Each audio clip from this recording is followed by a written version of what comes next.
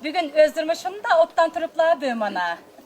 Kemzullarımı şunda yarışıptı. Çıraylarımın nurlu bugün pakırap bitti. Karaganda mücezir bek yakşı okşamamda. Siz mi oldun optan turupsiz ayna? Bay bugünün tokstek pakırap. Tamam. Yeni çakçıkı başlandı. Özürümü keragan kıvakmay, hudi hezirdimden muzidek şunda titik olup geçip loğa bugün.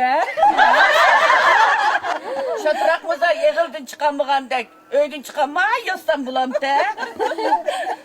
Meşhepti ben boğumsam çen sizge tödün. Unun tekmeyi çıkar.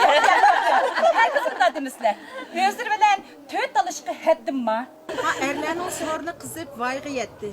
Biz mi birden kızıtmayalım ha? Ha şundan kılaylı. Var sığlımız hadi çıkan bir payda. Tutta ceppensin. Hecep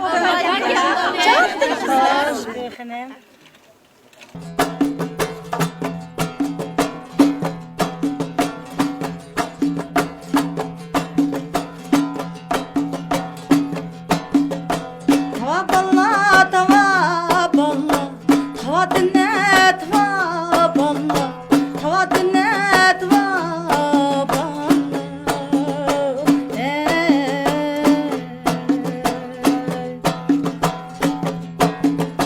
Tava dinle, tava balla. Oynayışıda çatak yokken, isketide hiç gep yokken, yürekte de dua bağlı.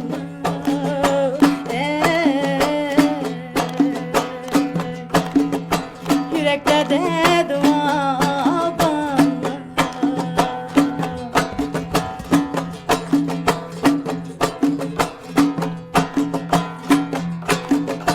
Östem yakmak hepsiz, çay demli geç kemepsiz, çay demli geç kemepsiz.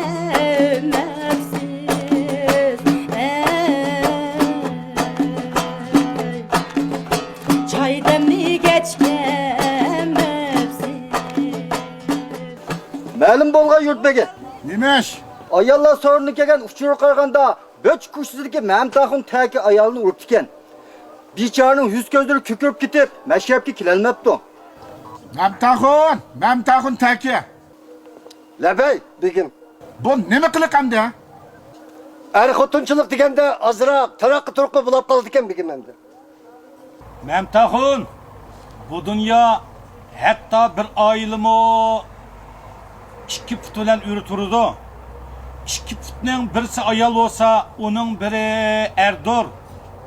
Kani yigitler, bunun bir putunu bağlap koyanlar, ay bir putu bilen bir usul oynap baksa. Bana gel buldu.